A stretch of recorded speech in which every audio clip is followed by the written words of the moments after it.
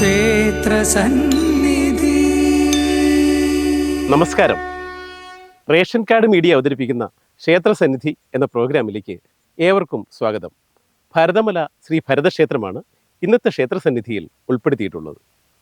തൃശ്ശൂർ ജില്ലയിൽ തൃക്കൂർ പഞ്ചായത്തിൽ കല്ലൂർ ഭരതമലയിൽ സ്ഥിതി ചെയ്യുന്ന അതിപുരാതനമായ ഭരതക്ഷേത്രമാണ് ഭരതമല ഭരതക്ഷേത്രം.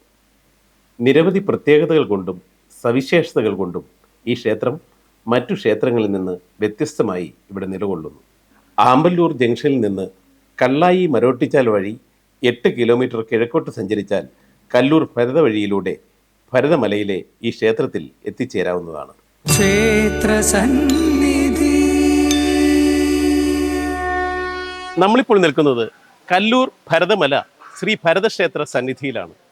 ക്ഷേത്ര ദർശനത്തിന് ശേഷം ഈ ക്ഷേത്രത്തെക്കുറിച്ചുള്ള കൂടുതൽ വിശേഷങ്ങൾ നിങ്ങളുമായി പങ്കുവയ്ക്കാം.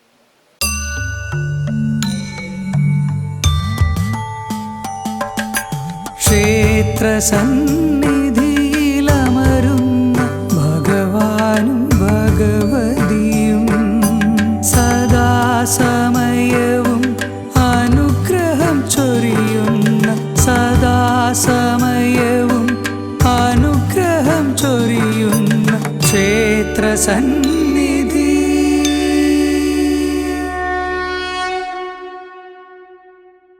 ഭരതമല ശ്രീ ഭരതക്ഷേത്രം അതിമനോഹരമായ പ്രകൃതി ഭംഗിയിൽ നിറഞ്ഞു നിൽക്കുന്ന അതിമനോഹരമായ ക്ഷേത്രമാണ് ഭരതമല ശ്രീ ഭരതക്ഷേത്രം.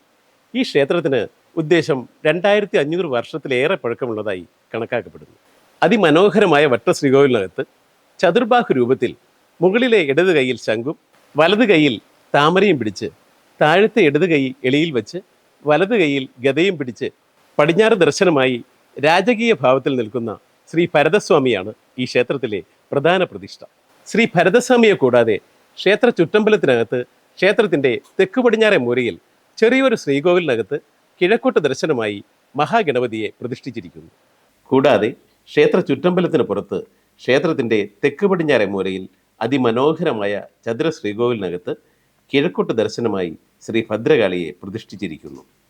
ഈ ശ്രീകോവിലിൻ്റെ തെക്ക് ഭാഗത്ത് ഒരു തറയിൽ കിഴക്കോട്ട് ദർശനമായി ശാസ്താവ്, പ്രഭ, സത്യകൻ എന്നിവരെ പ്രതിഷ്ഠിച്ചിരിക്കുന്നു. കൂടാതെ ഭദ്രകാളിയുടെ ശ്രീകോവിലിന് നേരഭിമുഖമായി ചെറിയൊരു ശ്രീകോവിലിനകത്ത് പടിഞ്ഞാറ് ദർശനമായി ഹിഡുമ്പനെ പ്രതിഷ്ഠിച്ചിരിക്കുന്നു. ഭരതസ്വാമിയുടെ ശ്രീകോവിലിന് നേരഭിമുഖമായി അതിമനോഹരമായ ഒരു അരുവിയും വെള്ളച്ചാട്ടവും നിങ്ങൾക്കിവിടെ കാണാവുന്നതാണ്. ഈ അരുവിക്ക് അപ്പുറത്ത് മറ്റൊരു ശ്രീകോവിലിനകത്ത് പടിഞ്ഞാറ് ദർശനമായി ശ്രീ മഹാദേവൻ്റെ പ്രതിഷ്ഠയുണ്ട്. ഈ മഹാദേവൻ്റെ ശ്രീകോവിലിനകത്ത് പാർവതി സാന്നിധ്യവുമുണ്ട്. മഹാദേവൻ്റെ നേരഭിമുഖമായി ഒരു നന്ദികേശ പ്രതിഷ്ഠയും നമുക്കിവിടെ കാണാം. ഇത്രയുമാണ് അതിമനോഹരമായ പ്രകൃതി ഭംഗി നിറഞ്ഞ ഭരതമലയിലെ ഭരതക്ഷേത്രത്തിലെ ഉപപ്രതിഷ്ഠകൾ. ഭരതമലയിലെ ഭരതക്ഷേത്രത്തിൽ വാണരുളുന്ന ശ്രീ ഭരതനും മഹാദേവനും ഗണപതിക്കും ശാസ്താവിനും ഈ ക്ഷേത്രത്തിൽ തുല്യ പ്രാധാന്യമാണ് നൽകി വരുന്നത്. ക്ഷേത്രസന്നിധി. പ്രധാന ശ്രീകോവിലിനകത്ത് വാണരുളുന്ന ഭരതസ്വാമിയുടെ വിഗ്രഹത്തിന് പീഠം കൂടാതെ ഉദ്ദേശം 6 അടിയോളം ഉയരമുണ്ട്. ഈ വിഗ്രഹത്തിന് ഉദ്ദേശം 2500 വർഷത്തിലേറെ പഴക്കമുള്ളതായി കണക്കാക്കപ്പെടുന്നു. കാലപ്പഴക്കത്താൽ ഈ വിഗ്രഹത്തിന് നിരവധി കേടുപാടുകൾ സംഭവിച്ചിട്ടുണ്ടെങ്കിലും ചൈതന്യത്തിന് യാതൊരു കുറവും സംഭവിച്ചിട്ടില്ലാത്തതിനാൽ പഞ്ചലോഹത്തിൽ പൊതിഞ്ഞ് ഈ വിഗ്രഹം ഇവിടെ പ്രധാന പ്രതിഷ്ഠയായി സംരക്ഷിക്കപ്പെട്ടിരിക്കുന്നു. അതുപോലെ തന്നെ കന്നിമൂലയിൽ വാണരുളുന്ന മഹാഗണപതിയുടെ പ്രതിഷ്ഠയ്ക്കും പടിഞ്ഞാറ് ദർശനമായി വാണരുളുന്ന മഹാദേവന്റെ ശിവലിംഗ പ്രതിഷ്ഠയ്ക്കും അത്യധികം ചൈതന്യവും വർഷങ്ങളുടെ പഴക്കവുമുണ്ട്. പ്രതിഷ്ഠകാര്യത്തിന് പ്രധാനമായി ആൾക്കാർ നടത്തി വരുന്ന ഒരു വഴിപാടാണ് താമരമാല. ഉദരസംബന്ധമായ രോഗത്തിന് പ്രധാനമായി ഇവിടെ നടത്തി വരുന്ന ഒരു വഴിപാടാണ് വഴുതിനിങ്ങി നിവേദ്യം. അത് ഭക്തജനങ്ങൾ വന്ന് പറയുമ്പോൾ ചെയ്തു കൊടുക്കുന്ന ഒരു വഴിപാട് ആണ്. തുല്യപ്രധാനമായ മഹാദേവന് ഇവിടെ ധാര നടത്തി വരുന്നു. ശിവരാത്രി ദിവസം ബലിതർപ്പണം ഉണ്ടായിരിക്കുന്നതാണ്. അന്ന ദിവസം മൃത്യുഞ്ജയ ഹോമം 1008 കുടം കൊണ്ട് ധാര ഉണ്ടായിരിക്കുന്നതാണ്. 1008 കുടം രോഗനിവാരണത്തിനും തടസ്സങ്ങൾ മാറാനും ധാര നടത്തി വരുന്നു. പിന്നെ ഉപദേവനായ തുല്യപ്രധാനമായിട്ടുള്ള വളരെ പഴക്കം ചെന്നൊരു ലക്ഷ്മി വിനായക ഗണപതി വിഗ്രഹം അവിടെ ഭഗവാന് കറുകമാല, മുക്കറ്റിമാല, നാരങ്ങമാല നടത്തി വരുന്നു. പിന്നെ വിനായക ചതുർത്ഥി നാളിൽ ഭഗവാന് പാലഭിഷേകം, കരിക്കഭിഷേകം, അപ്പമൂടൽ, മോദകം ഇതാ നടത്തി വരുന്നതായിരിക്കും.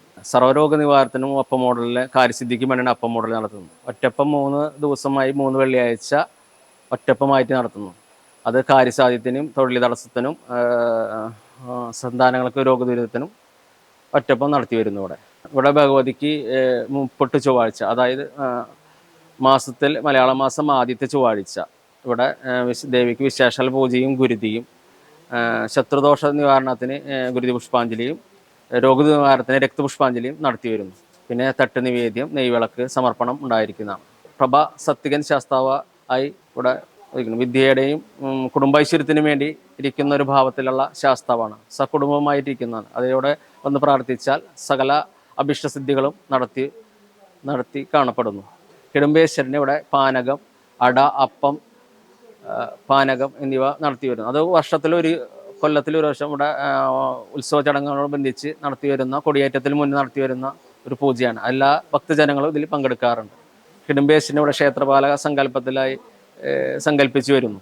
ഇവിടെ ഭഗവാന് വർഷത്തിലൊരിക്കൽ മഹാനിവേദ്യമായി പൂജ നടത്തിയാറുണ്ട്. വിസ്തരിച്ചുള്ള പൂജയും നടത്തി വരുന്നത്. സാധാരണ ദിവസം പിള്ള നിവേദ്യം നടത്തി വരുന്നു. അതിമനോഹരമായ പ്രകൃതി ഭംഗിയിൽ നിറഞ്ഞ് ചെറു അരുവികളും വെള്ളച്ചാട്ടങ്ങളും നിറഞ്ഞ ഈ ക്ഷേത്ര പരിസരം ഏതൊരു ഭക്തന്റെ മനസ്സിലും സന്തോഷവും സമാധാനവും കുളിർമയും നിറയ്ക്കും.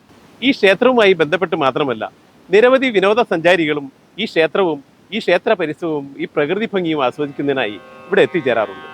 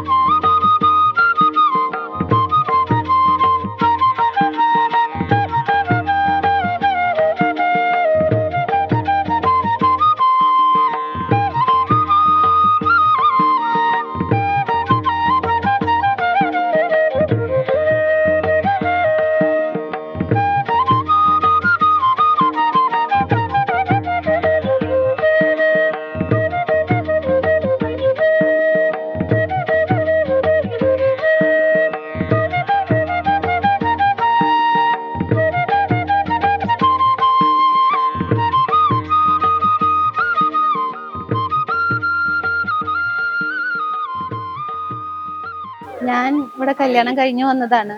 ഞാൻ ഇവിടെ വന്ന് കണ്ടപ്പോൾ എനിക്ക് ഒരു അന്തരീക്ഷം ഭയങ്കരമായിട്ട് ഇഷ്ടപ്പെട്ടു. ഞാൻ വന്നപ്പോഴാണ് ഇതിനെ പറ്റി ഇവിടെ അറിഞ്ഞതും ഒക്കെ. അവിടെ വരുമ്പോൾ കാണുമ്പോൾ ആ ഒരു മുഖത്തെ ചൈതന്യം നമുക്ക് അത്രയും മനസ്സിലാവും. ആളുടെ മുഖത്ത് നോക്കുമ്പോൾ ഓരോ ഭാവങ്ങളാണ് നമുക്ക് മനസ്സിലാവുന്നത്. ചിലപ്പോൾ പ്രസന്നതയോടുകൂടി ഇരിക്കുന്ന സമയം ഉണ്ടാവും, ചിലപ്പോൾ വിഷാദത്തോടുകൂടി ഇരിക്കുന്ന സമയം ഉണ്ടായിരിക്കും. നമ്മുടെ വിഷമങ്ങൾ പറയുമ്പോൾ ആളുടെ മുഖത്ത് നോക്കിയാൽ നമുക്കതൊരു മനസ്സിലാവുന്ന രീതിയിലായിരുന്നു എനിക്ക് ഫീൽ ചെയ്തിരുന്നത്. എൻ്റെ വിഷമങ്ങൾ ഞാൻ ഒരുപാട് വന്ന് പറയാറുണ്ട് സ്വാമിയോട്. അതെനിക്ക് ഓരോ ഭാഗമായി എനിക്ക് സ്വാമി നടത്തി തരുന്നുണ്ട്. ഇപ്പോഴും അത് നടന്നുകൊണ്ടേ ഇരിക്കുന്നുണ്ട്. ആ ഒരു വിശ്വാസം ഇപ്പോഴും മനസ്സിലുണ്ട് സ്വാമിയോട്. കല്യാണം കഴിഞ്ഞു വന്നിട്ട് ഒരു 5 വർഷം വരെ എനിക്ക് ഉണ്ണികളൊന്നും ഉണ്ടായിരുന്നില്ല. ഞാൻ പ്രാർത്ഥിച്ചിരുന്നു നല്ലോണം ഭഗവാനെ. അത് കഴിഞ്ഞ് 5-ാം വർഷമാണ് എനിക്ക് ഒരു ഉണ്ണീനെ കിട്ടിയത്. അതിന്റെ തൊട്ട് പിന്നാലെ തന്നെ അടുത്ത ഉണ്ണീനും എനിക്ക് ഭഗവാൻ തന്നു. ഒട്ടും പ്രതീക്ഷിക്കാതെ തന്നെയാണ് 2 ആളെയും ഭഗവാനിൽ നിന്ന് എനിക്ക് കിട്ടിയത്. അന്ന് പ്രാർത്ഥിച്ചു കഴിഞ്ഞാൽ സ്വാമി തരുന്നുണ്ട്, എല്ലാ കാര്യങ്ങളും നടത്തി തരുന്നുണ്ട്. അപ്പോൾ എനിക്കുണ്ടായ അനുഭവം എന്ന് പറഞ്ഞാൽ, എൻ്റെ മരുമോൻ കുട്ടിക്ക് ചെറിയൊരു വയറ്റുവേദന ഉണ്ടായി. അപ്പോൾ അന്നേരം ഞങ്ങൾക്ക് വശമില്ലാത്തവരാണല്ലോ, അമ്മച്ചി എന്ത് ചെയ്യുമെന്ന് ചോദിച്ചു. അപ്പോൾ എൻ്റെ ഭർത്താവും ഇവിടുത്തെ ശാന്തിയും കൂടി എന്നോട് പറഞ്ഞു. ശാന്തിയുടെ അടുത്ത് ഞാൻ പറഞ്ഞു ഇന്ന പോലെ ആണല്ലോ എന്ന്. അപ്പോൾ പറഞ്ഞു നമുക്ക് എന്തെങ്കിലും വഴിപാട് ചെയ്യാൻ ചേച്ചി. അപ്പോൾ വഴുതനങ്ങ നിവേദ്യം ചെയ്യാമെന്നും പറഞ്ഞുകൊണ്ട് ഇവിടെ ആദ്യമായിട്ട് ചെയ്യണമാണ്. വഴുതനങ്ങ നിവേദ്യം ഇവിടെ കഴിച്ചു. അപ്പോൾ ഒരാൾ ഓടി വന്നു, ഒരിക്കലും വന്നിട്ടില്ലാത്തൊരു ചേട്ടൻ, ശാന്തി വഴുതനങ്ങ നിവേദ്യം കഴിക്കുമെന്ന് ചോദിച്ചു. അപ്പോൾ പറഞ്ഞു ഇന്ന് പറ്റില്ല, നാളെ മേടിച്ചുകൊണ്ടുവരണം എന്ന് പറഞ്ഞപ്പോൾ എൻ്റെ മനസ്സിൽ തോന്നി അത് വേണ്ട ശാന്തി, ഇമ്പിൾ മേടിച്ച് അങ്ങോട്ട് കഴിക്കാം, വേറെ ആരും ഇല്ലല്ലോ. ആ നിവേദ്യം ആ ചേട്ടനും കൊടുത്തു വിട്ടു.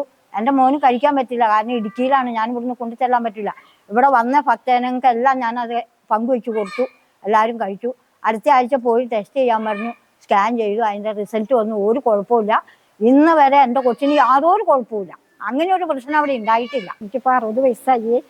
ഞാനിപ്പോഴും ഭഗവാനോട് ഒരു അസുഖം വന്നാൽ എന്ത് വന്നാലും ഭഗവാന്റെ അടുത്താണ് ഞങ്ങൾക്ക് ആശ്രയം. ഇന്നേ വരെ ഒരു രോഗമായിട്ട് ഒരു ആശുപത്രി കിടക്കുകയോ അങ്ങനെയുള്ള കാര്യങ്ങളൊന്നും ഇതേവരെ ഉണ്ടായിട്ടില്ല. ഭഗവാൻ തന്നെയാണ് ആശ്രയം. അത്രയും ഇതിലാണ്. എനിക്ക് എൻ്റെ മോളുടെ 2 മക്കളാണ് എനിക്ക്. മോളുടെയും മോൻ്റെയും കല്യാണം കഴിഞ്ഞു. മോന് ഒരാൺകുട്ടി. മോൾക്ക് ഇപ്പോൾ 13 വർഷമായി അവളുടെ കല്യാണം കഴിഞ്ഞിട്ട്. ഇപ്പോൾ ഒരു കുട്ടിയായി. ഭഗവാന്റെ അനുഗ്രഹം കൊണ്ട് കുട്ടിയായി. കുട്ടിക്ക് 1 വയസ്സ് കഴിഞ്ഞു. ആൺകുട്ടി സുഖമായിരിക്കുന്നു. ഭഗവാൻ തന്നെ ആശ്രയം. അത് മാത്രമേ എനിക്ക് പറയാനുള്ളൂ. ദേവരെ വിചാരിച്ചുകൊണ്ട് നല്ല മാറ്റമാണ് എനിക്ക് കിട്ടിയത്. ഞാൻ ദേവരൻ്റെ വീട്ടിലൊരംഗമായിട്ടാണ് ഞാൻ എപ്പോഴും ഇവിടെ വന്ന് പ്രാർത്ഥിക്കുമ്പോൾ ഞാൻ പ്രാർത്ഥിക്കുള്ളൂ. ദേവരെ മുഖത്ത് നോക്കുമ്പോൾ ദേവർക്ക് സങ്കടമാണോ അത് ചിരിയാണോ അങ്ങനെയൊക്കെ നോക്കിയിട്ടാണ് ഞാൻ പ്രാർത്ഥിക്കുക. നമ്മുടെ ദൈവം തന്നെയാണ് ദേവര്. ആ ദേവരെ മനസ്സിൽ നല്ലോണം വിചാരിച്ചിട്ട് വന്ന് ഇവിടെ പ്രാർത്ഥിച്ചു കഴിഞ്ഞാൽ ഗുണം ഉണ്ടാവും. അതാണ് എൻ്റെ അനുഭവം കൊണ്ട് ഞാൻ പറയുന്നത്. അതാണ് ക്ഷേത്ര സന്നിധി. 2500 വർഷത്തിലേറെ പഴക്കമുള്ള ഭരതമല ശ്രീ ഭരതസ്വാമി ക്ഷേത്രത്തിന്റെ കാലപ്പഴക്കത്തെക്കുറിച്ചോ ഐതിഹ്യത്തെക്കുറിച്ചോ കൃത്യമായ അറിവുകളൊന്നും നമുക്ക് ലഭ്യമല്ല. എന്നിരുന്നാൽ തന്നെയും ലഭ്യമായ അറിവുകൾ വച്ച് നൂറ്റാണ്ടുകൾക്ക് മുമ്പ് എല്ലാ കർക്കിടക മാസത്തിലും ചതുർമാസം ആചരിക്കുന്നതിനായി ശ്രീ ഭരതസ്വാമി ഇവിടെ എത്തിച്ചേർന്നിരുന്നു എന്നാണ് പറയപ്പെടുന്നത്. അന്നീ പ്രദേശം കൊടുങ്കാടായിരുന്നു. ഈ കാട്ടിൽ താമസിച്ചിരുന്ന സന്യാസിമാരും ഋഷിമാരും ഭരതസ്വാമിയുടെ ചൈതന്യം മനസ്സിലാക്കി ആ ചൈതന്യത്തെ ഇവിടെ പ്രതിഷ്ഠിക്കുകയായിരുന്നു. വർഷങ്ങൾ കഴിഞ്ഞ് ഈ ക്ഷേത്രം അമണ്ണന്നൂർ മനയുടെ അധീനതയിലായിരുന്നു. പിന്നീട് രാജഭരണകാലത്ത് തൃക്കൂർ മനയുടെ കീഴിലായി. അന്ന് ഈ ക്ഷേത്രം നിലനിന്നിരുന്ന പ്രദേശം ഇരുമ്പ് നിർമ്മാണ കേന്ദ്രമായിരുന്നു. പിന്നീട് ഈ ക്ഷേത്രം നിലനിൽക്കുന്ന പ്രദേശം പ്രകൃതി ദുരന്തങ്ങൾ മൂലമോ മറ്റോ നാശോന്മുഖമായി തീർന്നു. അങ്ങനെ പൂജാതി കർമ്മങ്ങളില്ലാതെ അന്യാധീനപ്പെട്ട് കിടന്ന സാഹചര്യത്തിൽ തൃക്കൂർ മന ഈ ക്ഷേത്രത്തിന്റെ ഭരണ ചുമതലയും അവകാശവും നാട്ടുകാരെ ഏൽപ്പിച്ചു. 12 വർഷങ്ങൾക്ക് മുമ്പ് 2012 മാർച്ചിൽ, അതായത് കുംഭമാസം രോഹിണി നാളിൽ ഈ ക്ഷേത്രത്തിൽ പുനഃപ്രതിഷ്ഠ നടത്തി. ആ ദിനം കണക്കാക്കി ഈ ക്ഷേത്രത്തിൽ കുംഭമാസത്തിലെ രോഹിണി നാളിൽ പ്രതിഷ്ഠാ ദിന മഹോത്സവമായി ആഘോഷിച്ചു വരുന്നു. ഭരതൻ ക്ഷേത്രത്തിലെ ഉത്സവം വരുന്നത് പ്രതിഷ്ഠാദിനമായ കുംഭമാസത്തിലെ രോഹിണി നാളിലാണ്. അത് ഉത്സവത്തിന് മുന്നായിട്ട് മലദൈവങ്ങൾക്ക് മുന്നേ വനായി കിടക്കുന്ന കാരണം മലദൈവങ്ങൾക്ക് നമ്മളൊരു ഗുരുതി കൊടുത്തിട്ട് ഇവിടെ ക്ഷേത്രം കാവൽക്കാരനായ ഹിഡംബേശ്വരന് ഒരു പ്രത്യേക പൂജ കൊടുത്തിട്ടാണ് നമ്മൾ കൊടിയേറ്റം തുടങ്ങുക. കൊടി കയറി 7 ദിവസം പ്രത്യേക പൂജ ഉണ്ടാവും. ക്ഷേത്രത്തിൽ ചുറ്റുവിളക്ക് കാര്യങ്ങളൊക്കെ ആയിട്ട് അതുണ്ട്. പിന്നെ മുന്നൊക്കെ 5 ആനയ്ക്കൊക്കെയാണ് പൂരം നടത്തിയാറുന്നത്. ഇപ്പം അത് കുറഞ്ഞ് സാമ്പത്തിക ബുദ്ധിമുട്ട് കൊണ്ട് 1 ആനയ്ക്കാക്കി. അപ്പോൾ ഇവിടുത്തെ നല്ലവരായ നാട്ടുകാരെ എല്ലാ സഹകരണം കൊണ്ടാണ് നമ്മൾ ഈ ഉത്സവം നടക്കുന്നതും. ആ ഉത്സവത്തിന് നാനാഭാഗത്തു നിന്നും ആൾക്കാർ വന്ന് പങ്കെടുക്കാറുണ്ട്. ഇനിയിപ്പോൾ തുടർന്നും നല്ല രീതിയിൽ തന്നെ നമുക്ക് ഉത്സവം കൊണ്ടു നടക്കാനും ഉള്ള പരിശ്രമത്തിലാണ് ഞങ്ങൾ ക്ഷേത്രം ഭാരവാഹികളും നാട്ടുകാരും. അത് നല്ല രീതിയിൽ തന്നെ മുന്നോട്ട് ഇനി കൊണ്ടുപോകാനുള്ള ആഗ്രഹം ഉണ്ട്. എല്ലാ ഭക്തജനങ്ങളുടെ സഹകരണങ്ങളും ഞങ്ങൾ പ്രതീക്ഷിക്കുന്നു. കല്ലൂർ ഭരതമല ശ്രീ ഭരതസ്വാമി ക്ഷേത്രത്തിൽ ശ്രീ മഹാദേവന്റെയും ശ്രീ പാർവതി ദേവിയുടെയും അതിചൈതന്യം നിറഞ്ഞു നിൽക്കുന്നതിനാൽ ശിവരാത്രിക്കും കർക്കിടക വാവിനും ഈ ക്ഷേത്രത്തിൽ ഭക്തജനങ്ങൾക്ക് പിതൃതർപ്പണം നടത്തുന്നതിനുള്ള സൗകര്യം ഏർപ്പെടുത്തിയിട്ടുണ്ട്. അതുമാത്രമല്ല, എല്ലാ ദിവസവും ബലിതർപ്പണം ചെയ്യാം എന്നുള്ള പ്രത്യേകതയും ഈ ക്ഷേത്രത്തിനുണ്ട്. ക്ഷേത്ര സന്നിധി. ക്ഷേത്രം പുരോഗമിക്കും തോറും നാടും നാട്ടുകാരും സമ്പൽ സമൃദ്ധിയിലേക്കും സർവ്വ ഐശ്വര്യത്തിലേക്കും വരുന്നുണ്ട് എന്നാണ് നാട്ടുകാരുടെയും ഭക്തജനങ്ങളുടെയും വിശ്വാസം. അതുകൊണ്ട് തന്നെ ഈ ക്ഷേത്രത്തിന്റെ പ്രാധാന്യവും ചൈതന്യവും മനസ്സിലാക്കി ഈ ക്ഷേത്രത്തിനെ പുരോഗതിയിലേക്ക് എത്തിക്കുന്നതിനുള്ള ശ്രമത്തിലാണ് ക്ഷേത്ര ഭരണസമിതി. ഏകദേശം 12 വർഷത്തിന് മുമ്പാണ് നമുക്ക് ഈ അമ്പലത്തിനെ പറ്റിയുള്ള നവീകരണ പ്രവർത്തനം തുടങ്ങിയിട്ടുണ്ടായിരുന്നത്. ആ സമയത്ത് നമുക്ക് ഒരു വിഗ്രഹം ചാരി വെച്ച നിലയിലാണ് ഇരിക്കുന്നുണ്ടായിരുന്നത്. ഓടി മേഞ്ഞിട്ടായിരുന്നു ഉണ്ടായിരുന്നത്. പിന്നെ നമുക്കത് വട്ടച്ചിവ ഒരു 12 ശേഷം നമുക്ക് നവീകരണ പ്രവർത്തനം വേണ്ടിയിട്ട് അഷ്ടമൂല പ്രശ്നം വെച്ചു. അഷ്ടമൂല പ്രശ്നത്തിലാണ് നമ്മൾ അറിഞ്ഞത് വട്ടച്ചിവ വേണം നവീകരണം ചെയ്യണമെന്ന് പറഞ്ഞിട്ട്. അതിന് നമ്മൾ ചെയ്തുകൊണ്ടിരുന്നത് വെച്ചാൽ നാട്ടുകാരെ സഹകരിച്ച് വട്ടച്ചിവ പണിത് വിഗ്രഹം പ്രതിഷ്ഠിക്കുകയാണ് ചെയ്തിട്ടുണ്ടായിരുന്നത്. അതിനോട് വെച്ച് തന്നെ നമുക്കിപ്പോൾ ഒരു തിടപ്പള്ളി ഉണ്ടായിരുന്നില്ല. തിടപ്പള്ളി അതിനോട് ചെറിയ പണിതിട്ടുണ്ട്. പിന്നെ അതിനോട് കൂടി തന്നെ ഉണ്ടായിരുന്നത് നമുക്കൊരു കിണറുണ്ടായില്ല, വെള്ളത്തിൻ്റെ സൗകര്യം ഉണ്ടായില്ല. അപ്പം അതിൻ്റെ ഉള്ളിൽ തന്നെ ഒരു മണിക്കിണർ കൂടി പണിതിട്ടുണ്ടായിരുന്നു. അതിന് ചുറ്റുമല പണിയാനായിട്ട് നമുക്ക് സാമ്പത്തികമില്ലാത്ത കാരണം ചെറിയ രീതിയിലാണ് ഇപ്പോൾ ഉള്ള ചുറ്റുമല പണിതിട്ടുള്ളത്. ക്ഷേത്രവുമായി ബന്ധപ്പെട്ട് നമുക്ക് ഒരു ഉപദേവന്മാർക്ക് എല്ലാവർക്കും ശ്രീകോൽ പണിയുകയും അതിനോടൊപ്പം തന്നെ നമുക്ക് ഒരു ദേവി സാന്നിധ്യം കാണുകയും ഈ ദേവി സാന്നിധ്യത്തിന് വേണ്ടി ഭദ്രകാളി അമ്പലം പണിയുകയും തൊട്ടടുത്ത് തന്നെ ഒരു പ്രഭാ സത്യശാസ്താവ് എന്ന് പറഞ്ഞിട്ട് തറയും പണിതിട്ടുണ്ട്. അതിന് കൂടെ തന്നെ നമുക്ക് ബലിയുടെ പരിപാടികൾ ചെയ്യാറുണ്ട് അമ്പലങ്ങളിൽ ചെയ്യുന്ന പോലെ തന്നെ. അപ്പോൾ 3 തവണയായിട്ടാണ് ബലി നടത്തുന്നത്. അപ്പോൾ അതിന് ബലിത്തറ ഇല്ലാത്തതുകൊണ്ട് നമ്മൾ ബലിത്തറയും കൂടി ചെയ്തിട്ടുണ്ട്. ഇനിയും നമുക്ക് കുറേ കാര്യങ്ങൾ ചെയ്ത് തീർക്കാനുണ്ട്, പുരാഗമന പ്രവർത്തനങ്ങൾ ചെയ്യാനുണ്ട്. അതിനുള്ള സാമ്പത്തിക സ്ഥിതി ഇല്ലാത്തതുകൊണ്ടാണ് ചെയ്തത്. അതിനെല്ലാവരുടെയും സഹകരണം ആവശ്യമാണ്. അപ്പോൾ ഈ ക്ഷേത്രത്തിൻ്റെ പ്രാധാന്യം മനസ്സിലാക്കിയിട്ട് എന്ന് വെച്ച് കഴിഞ്ഞാൽ ഒരുപാട് പേര് എന്ന് വെച്ച് കഴിഞ്ഞാൽ ധാരാളം ഭക്തജനങ്ങളോട് വരുന്നുണ്ട് ഈ പ്രകൃതിയുമായിട്ടുള്ള സാഹചര്യങ്ങൾ ആസ്വദിക്കാനും അനുഭവിക്കട്ടെ. അപ്പോൾ അവരൊക്കെ വരുമ്പോൾ എന്ന് വെച്ച് കഴിഞ്ഞാൽ അവർക്കിവിടെ നമുക്ക് ചെയ്തു കൊടുക്കേണ്ടതായിട്ടുള്ള യാതൊരു സൗകര്യങ്ങളും ഇവിടെ ഇല്ല. എന്ന് വെച്ചാൽ ശൗചാലയം, ടോയ്ലറ്റ്, അതുപോലെ വന്നു കഴിഞ്ഞാൽ താമസിക്കാനുള്ള സൗകര്യങ്ങൾ, അങ്ങനെയുള്ള ഒരുപാട് പ്രാഥമികമായിട്ടുള്ള പ്രശ്നങ്ങൾ ഞങ്ങളെ അലട്ടുന്നുണ്ട്. അപ്പോൾ അതിനുള്ള കാര്യങ്ങളൊക്കെ ചെയ്യാം. അതിനോടൊപ്പം തന്നെ എന്ന് വെച്ച് കഴിഞ്ഞാലുള്ള വിഷയം എന്താ വെച്ച് കഴിഞ്ഞാൽ ഇവിടെ അഷ്ടമംഗലിലെ പ്രശ്നം വെച്ചപ്പോൾ വെച്ചാൽ കൊടിമരത്തിൻ്റെ ഒരു കാര്യം പറയുന്നുണ്ട്. അപ്പോൾ കൊടിമരത്തിന് വരുമ്പോൾ എന്ന് വെച്ചാൽ ചുറ്റമ്പലം വേണം. അപ്പോൾ അതിന് സ്പേസൊക്കെ ഒന്ന് വലുതാക്കി നല്ല ഭീമമായൊരു തുകയാണ് അതിന് വേണ്ടി വരുന്നത്. അപ്പോൾ ഒരു 6 കോടി രൂപയോളാണ് അത് എസ്റ്റിമേറ്റ് ഇട്ടുള്ളത്. അപ്പോൾ അത്രയും ഒരു തുക എന്ന് പറഞ്ഞു കഴിഞ്ഞാൽ ഞങ്ങളെ സംബന്ധിച്ചോളം സങ്കല്പിക്കാൻ പറ്റാത്തൊരു അവസ്ഥയാണ് ഉള്ളത്. അപ്പോൾ എല്ലാവരും എന്ന് വെച്ച് കഴിഞ്ഞാൽ നല്ലവരായിട്ടുള്ള നാട്ടുകാരും അതുപോലെ തന്നെ ഇത് കേട്ട് വരുന്ന എല്ലാ ഭക്തജനങ്ങളും സഹകരിച്ച് പൂർണ്ണമായ മനസ്സോട് കൂടിയിട്ട് സഹകരിച്ച് ഭരതദേവൻ്റെ അനുഗ്രഹത്തിനായിട്ട് പ്രവർത്തിക്കുക. എന്നിട്ട് അദ്ദേഹത്തിന് കാര്യങ്ങൾക്കായിട്ട് എല്ലാ കാര്യങ്ങളും ചെയ്യുക, ഞങ്ങൾ സഹായിക്കുക. എല്ലാവർക്കും നമുക്ക് മുന്നോട്ട് പോയിട്ട് ഈ ദേശത്തിൻ്റെയും ഈ നാടിൻ്റെയും ഒരു പുരോഗതി കൂടി കണ്ടുകൊണ്ടാണ് നിങ്ങൾ പറയുന്നത് സഹകരിക്കുക. കേരളത്തിൽ ഭരതക്ഷേത്രങ്ങൾ ഉണ്ടെങ്കിലും വളരെ വിരളമാണ്. ആ ഭരതക്ഷേത്രങ്ങളിൽ നിന്നെല്ലാം വളരെ വ്യത്യസ്തമായി പ്രകൃതിയോട് അലിഞ്ഞ് പ്രകൃതിയുടെ മനോഹാരിതയിൽ നിറഞ്ഞു നിൽക്കുന്ന ഈ ഭരതമലയിലെ ഭരതസ്വാമിയെയും മറ്റു ഉപദേവതകളെയും ദർശനം ചെയ്യുവാനായത് ജീവിതത്തിലെ വലിയ സൗഭാഗ്യമായി കരുതുന്നു. ഭരതമലയിലെ ഭരതസ്വാമിയുടെയും മറ്റു ഉപദേവതകളുടെയും സർവ്വാനുഗ്രഹങ്ങളും വാങ്ങി ക്ഷേത്രസന്നിധി ഈ പുണ്യഭൂമിയിൽ നിന്നും വീണ്ടും ജൈത്രയാത്ര തുടരുന്നു. റേഷൻ കാർഡ് മീഡിയ ക്ഷേത്രസന്നിധിയുടെ അടുത്ത വിശേഷങ്ങളുമായി വീണ്ടും കാണാം. നന്ദി, നമസ്കാരം.